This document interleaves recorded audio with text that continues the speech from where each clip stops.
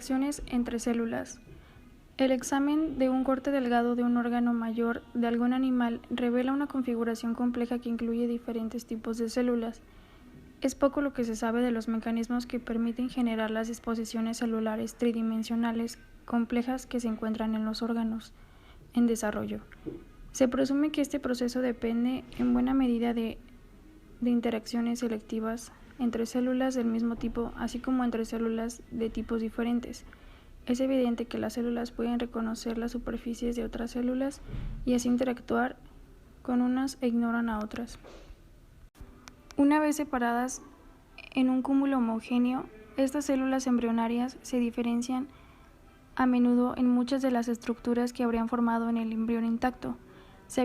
Se sabía poco acerca de la naturaleza de las moléculas que medían la adhesión intercelular hasta que se desarrollaron técnicas para purificar las proteínas integrales de membrana y en fecha más reciente para el aislamiento y la clonación de genes que codifican estas proteínas. Ahora ya se han reconocido docenas de proteínas diferentes que participan en la adhesión celular. Se cree que las disposiciones distintas de estas moléculas en las superficies de tipos diferentes de células son las causas de las interacciones específicas entre células dentro de tejidos complejos. 4 familias distintas de proteínas integrales de membrana tienen una función crucial en la medición de la adhesión intercelular. Las selectinas, ciertos integrantes de la superfamilia de las inmunoglobulinas, las IgSF y algunos miembros de la familia de las integrinas y las caderinas. Selectinas.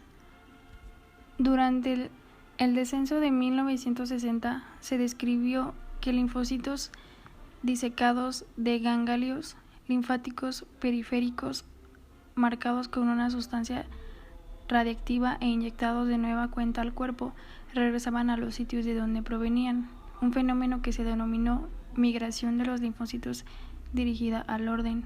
Más tarde se encontró que este fenómeno podía estudiarse in vitro si se permitía que los linfocitos se adherieran a cortes congelados de órganos linfoides.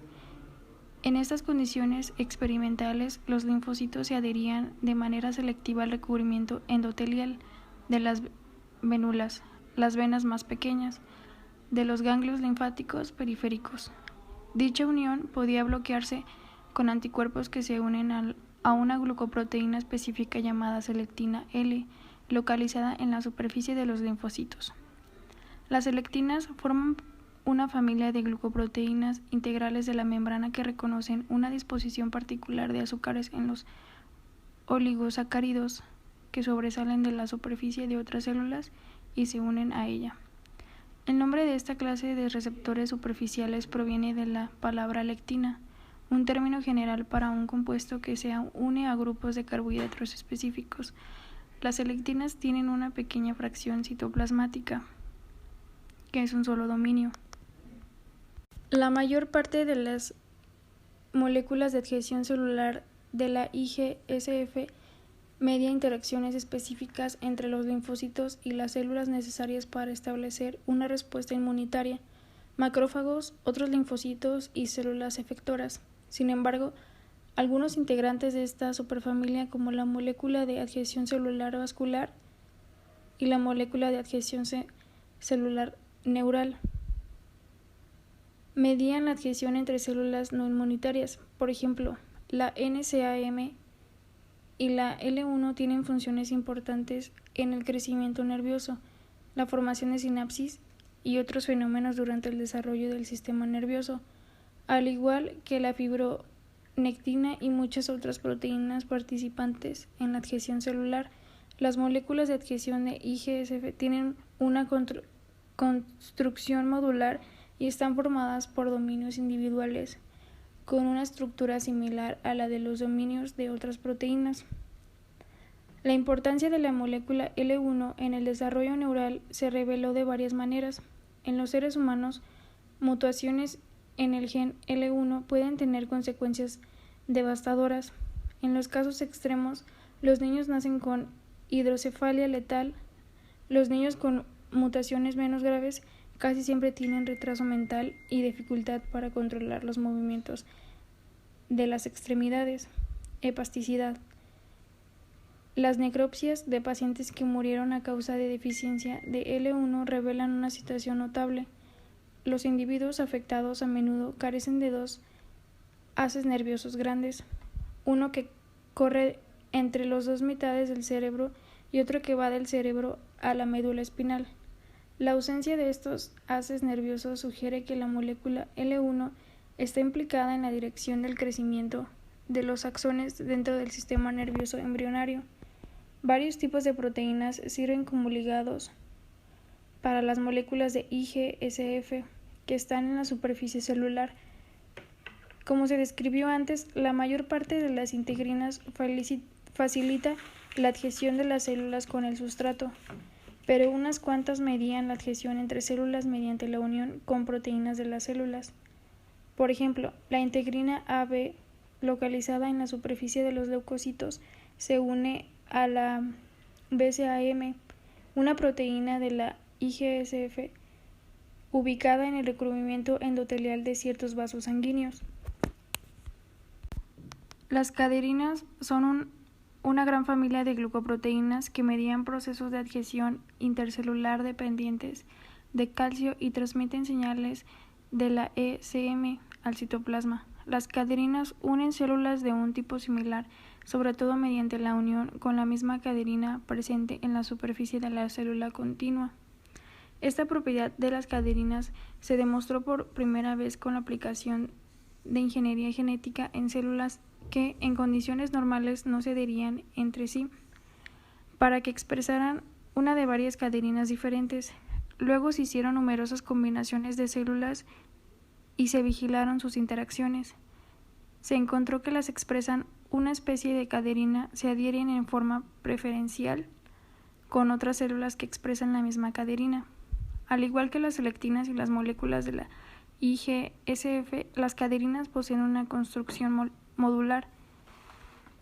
Las mejores estudiadas son las caderinas típicas E, N y P. Estas contienen un segmento extracelular relativamente grande formado por 5 dominios consecutivos de número de caderinas en un cúmulo mayor. Es la fuerza de adhesión entre las células adyacentes. Se piensa que las uniones mediadas por caderinas explican la capacidad que tienen células similares para segregarse de cúmulos mixtos. Las caderinas podrían ser el factor mayor de importancia para modelar células en los tejidos cohesivos en el embrión y conservarlos ensamblados en el adulto. Como se expone en perspectiva humana, la pérdida de la función de las caderinas podría ser un factor fundamental para la propagación de neoplasias malignas. El desarrollo embrionario se caracteriza por cambios en la expresión genética, en la forma y en la movilidad de las células, en la adherencia de las mismas y en otros aspectos más. Se piensa que las caderinas median muchos de los cambios dinámicos que ocurren en los contactos adherentes, los cuales son necesarios para construir los tejidos y los órganos del embrión. Por ejemplo, algunos de los fenómenos morfogenéticos que ocurren durante el desarrollo embrionario involucran a un grupo de células que cambian de un epitelio, capa celular adherente estacionaria y con polarización apical basal, a una mesenquima, células migratorias no polarizadas, no adherentes y solitarias, o viceversa. Estas al final darán origen a tejidos mesodérmicos como la sangre, los músculos y los huesos. Las células de epiblasto expresan caderinas E en su superficie, y lo cual al parecer fomenta la estrecha relación que hay entre ellas. Antes de separarse del epiblasto, las futuras células mesodérmicas dejan de expresar caderina E, lo cual se cree que favorece su liberación del epitelio y su transformación en las células mesenquimatosas. En una etapa ulterior de desarrollo, la formación del sistema nervioso primitivo, otro fenómeno importante, también se caracteriza por cambios en la expresión de caderinas. Después de la gastrulación, la superficie dorsal del embrión queda cubierta por una capa de epitelio simple, que se convertirá en los tejidos ectodérmicos del animal, incluidos la piel y el sistema nervioso. En esta fase, las células de la región central de dicho estrato suspenden la expresión de caderina E y empiezan a producir caderina N. En etapas subsiguientes, las células epiteliales que expresan caderina N se separan de sus vecinas a ambos lados y ruedan al tubo neural, el cual se convertirá en el cerebro y la médula espinal del animal.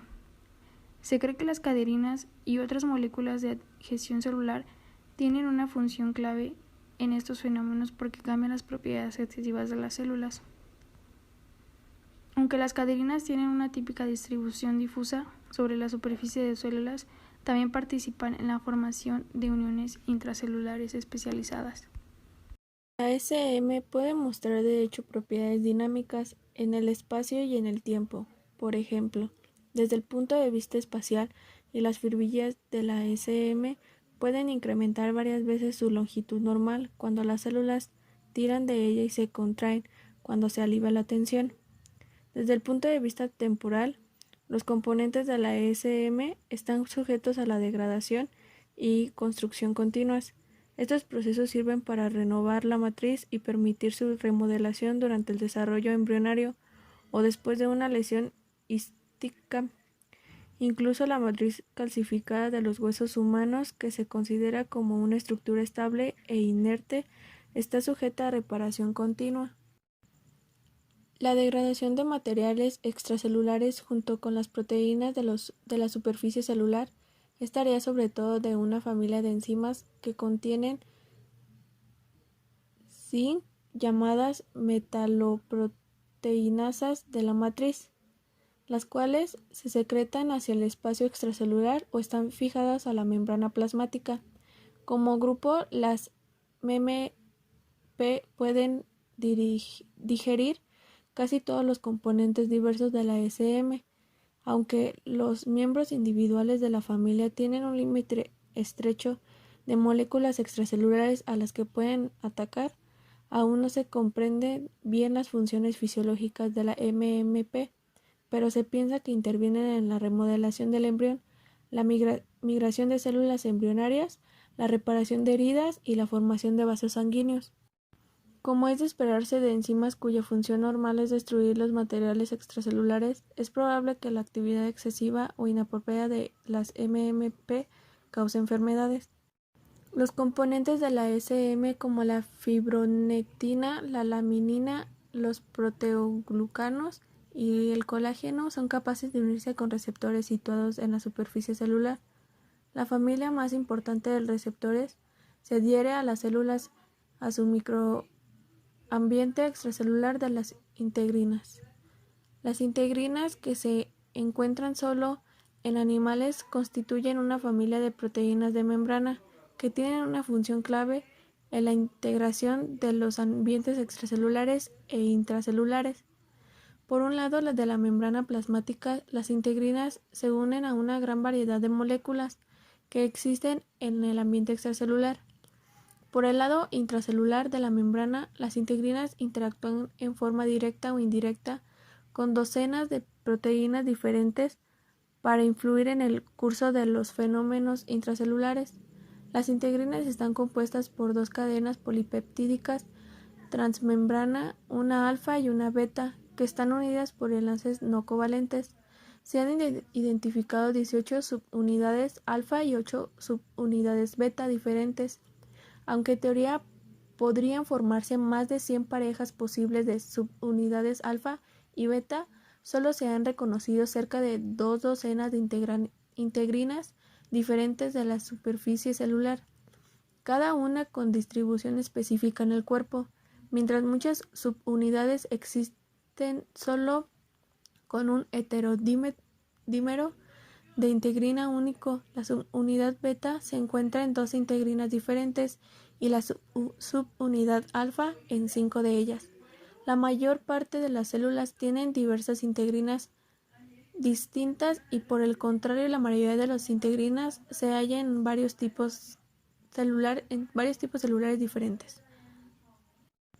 Las observaciones de las moléculas de integrina con microscopio electrónico iniciaron a finales del decenio de 1980 y surgieron que las dos subunidades están orientadas de tal manera que forman una cabeza globular extracelular conectada con la membrana mediante un par de piernas alargadas. Las extremidades de cada subunidad se extienden a través de la bicapa de lípidos como una sola hélice transmembrana y terminan en un pequeño dominio citoplasmático de unos 20 a 70 aminoácidos.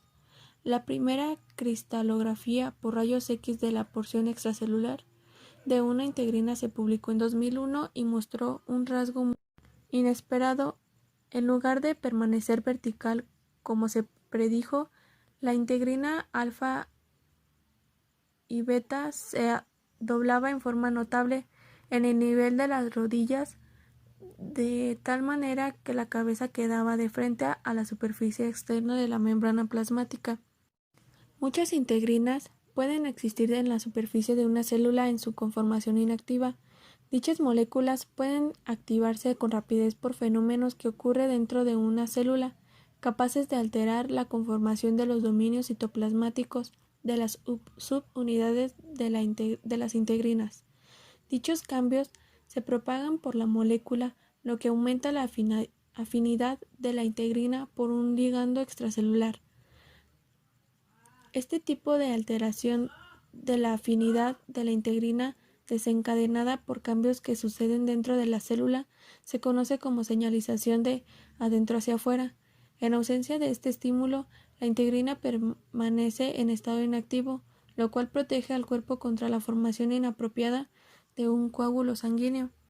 Hay más evidencia que sugiere que la conformación flexionada de la integrina corresponde al estado inactivo de la proteína, en el cual es incapaz de unirse a un ligando. De hecho, cuando se analiza una integrina a Y beta 3 con un ligando unido, esta no posee la estructura doblada, sino que tiene una conformación vertical. El ligando se adhiere a la cabeza de la integrina en la hendidura donde las subunidades alfa y beta se unen. Si las estructuras flexionadas y vertical representan los estados inactivos y activos de una integrina en dicho orden, entonces es importante considerar qué tipo de estímulo es capaz de inducir una transformación tan notable en la morfología de la proteína. En la conformación inactiva flexionada, los dominios transmembrana de las dos subunidades están muy cercanas y al parecer unidos por interacciones no covalentes entre los residuos de las dos hélices. Los dominios citoplasmáticos de las integrinas se unen a proteínas de muy diversa índole. La talina, una de ellas, hace que se separen las subunidades alfa y beta, como se muestra en la estructura de la integrina activada y en el modelo esquemático. Las mutaciones de la talina que bloquean su interacción con las subunidades de la integrina beta también impiden la activación de las integrinas y la adherencia de las ECM. Se piensa que la separación de las colas citoplásmicas y los dominios transmembrana de una integrina que ocurre cuando se une la talina inducen un cambio de conformación a través de las piernas de la integrina, de forma que la molécula asume una posición erecta en la que la cabeza de la proteína puede interactuar de manera específica con su ligando apropiado, después del incremento de la actividad de integrinas individuales. Estas se agrupan, lo cual intensifica en gran medida la fuerza global de la interacción entre la superficie celular y sus ligandos extracelulares. Se ha dicho que las integrinas intervienen en dos tipos importantes de actividades: adhesión de las células a sus sustratos y transmisión de señales entre el entorno y el interior de las células. En párrafos anteriores se expuso que la transmisión de señales se hace de adentro hacia afuera, lo cual afecta en primera instancia las propiedades de ligamiento de las integrinas. La señalización también ocurre en dirección contraria, un fenómeno conocido como señalización de fuera hacia adentro. La unión del dominio extracelular de una integrina a un ligando como la fibronectina o el colágeno inducen un cambio de conformación en el extremo citoplásmico contrario de la integrina. En particular, la subunidad beta, las metamorfosis en el extremo citoplásmico a su vez alteran la formación en la que la integrina interactúa con un hospedador de diferentes proteínas citoplásmicas y cómo modifica su actividad. Por ejemplo, las señales que van de dentro hacia afuera, de afuera hacia adentro, inducen cambios de conformación en la talina en el interior de la membrana, lo cual desencadena una cascada de fenómenos que culminan en la polimerización de filamentos de actina del citoesqueleto. En forma similar, la unión de las integrinas a un ligando extracelular pueden inducir la activación de las proteínas sinasas citoplásmicas como la sinasa de adhesión focal. Dicha sinasa pueden después fosforilar a otras proteínas e iniciar una reacción en cadena, la cual en algunos casos llega hasta el núcleo, en el que pueden ser activados grupos específicos de genes. Las señales de afuera hacia adentro, transmitidas por las integrinas, influyen en muchos aspectos del comportamiento celular, como la diferenciación, la motilidad, el crecimiento e incluso la supervivencia de la célula. La influencia de las integrinas en la longevidad celular se ilustra mejor si se compara células benignas con malignas. Casi todas las células cancerígenas pueden desarrollarse mientras están suspendidas en un medio de cultivo líquido. Sin embargo, las células normales solo pueden crecer y dividirse si se cultivan en un sustrato sólido. Mueren cuando se colocan en suspensiones. Se cree que las células normales mueren cuando se cultivan en suspensión porque sus integrinas no pueden interactuar con los sustratos extracelulares y, como resultado, son incapaces de transmitir señales vitales al interior de ellas. Cuando las células se vuelven malignas, su supervivencia ya no depende de la unión de las integrinas. La participación de estas en la transmisión de señales es un campo de investigación muy activo y se revisa. Muchas proteínas extracelulares que se unen a las integrinas lo hacen porque contienen la secuencia de aminoácidos arginina, glicina, ácido aspartico. Este tripeptido está presente en los sitios de unión celular de los proteoglucanos, la fibronectina, las laminas y varias proteínas extracelulares. El descubrimiento de la importancia de la secuencia RGD abrió la puerta a nuevos caminos para el tratamiento de trastornos que afectan las interacciones entre receptores y ligandos. Cuando se lesiona la pared de un vaso sanguíneo, la región dañada se sella mediante la agregación controlada de plaquetas sanguíneas, fragmentos celulares y núcleo que circulan en la sangre. Cuando la agregación de plaquetas ocurre en un momento o un lugar inapropiado, se puede formar un coágulo sanguíneo potencialmente peligroso, trombo, capaz de bloquear el flujo de sangre hacia órganos importantes y es una de las causas principales del infarto al miocardio y apoplejía. La agregación plaquetaria requiere que interactúen integrinas específicas de las plaquetas con proteínas sanguíneas solubles que contienen RGD, como el fibrinógeno y el factor de von Willebrand, que actúan como conectores que mantienen unidas a las plaquetas. Experimentos con animales indican que los péptidos que contienen RGD pueden inhibir la formación de coágulos sanguíneos porque impiden las integrinas plaquetarias se unan a las proteínas sanguíneas. Estos hallazgos condujeron al diseño de una nueva clase de fármacos antitrombóticos que tienen una organización similar a la de tripeptido RGD, pero que se unen en forma selectiva a la integrina plaquetaria. La estructura de estos dos medicamentos se basa en compuestos presentes en el veneno de alguna serpiente. Por otra parte, un anticuerpo específico dirigido contra el sitio de unión RGD de las integrinas alfa y beta también pueden prevenir la formación de coágulos sanguíneos en ciertos pacientes que se someten a operaciones vasculares de alto riesgo. En la actualidad se prescribe un anticuerpo contra la integrina distinto para tratar la esclerosis múltiple. Los dominios citoplásmicos de las integrinas contienen sitios de unión para diversas proteínas localizadas en el citosol, incluidas varias que funcionan como adaptadores que unen la integrina con filamentos de actina del citoesqueleto.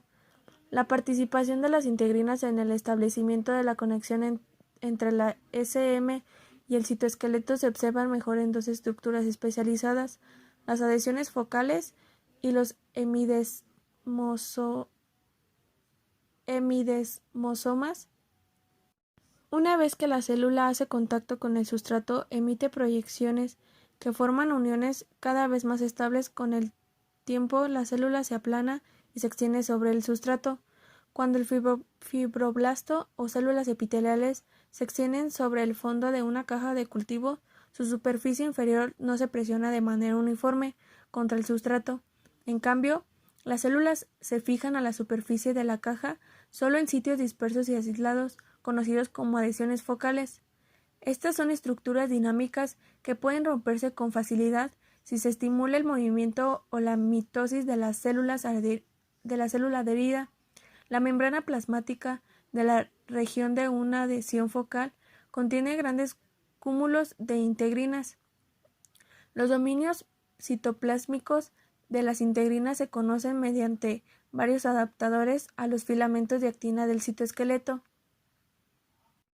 Es probable que las adhesiones focales actúen como un tipo de estructura sensible que reúne información sobre las propiedades físicas y químicas del ambiente extracelular y transmiten esa información al interior de la célula, lo cual puede inducir cambios en la adhesión, la proliferación y la supervivencia de las células.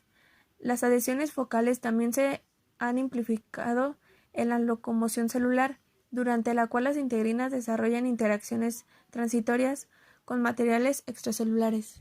Las adhesiones focales son capaces de crear fuerzas mecánicas o responder a ellas, lo cual podría esperarse de una estructura que contiene actina y miosina, dos de las principales proteínas contráctiles de la célula.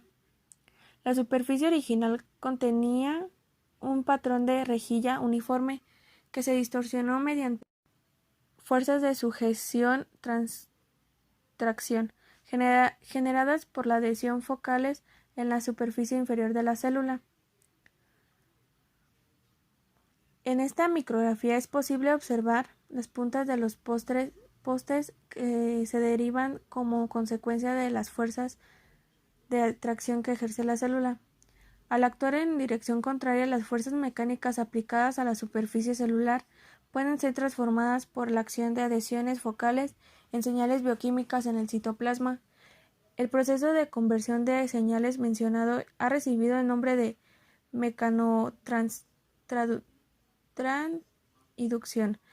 En las adhesiones focales actúan como sensores mecánicos al reconocer las propiedades físicas del entorno.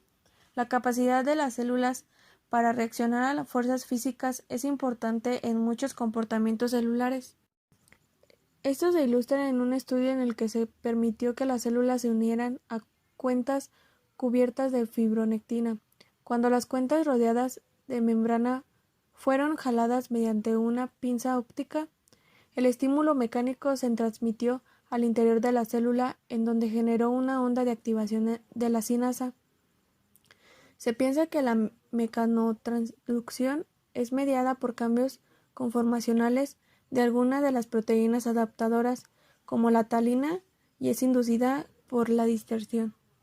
Los cambios de conformación mencionados exponen importantes sitios de unión en las proteínas que estaban escondidos, y ello permite el reclutamiento de moléculas de proteínas adicionales al complejo de adherencia.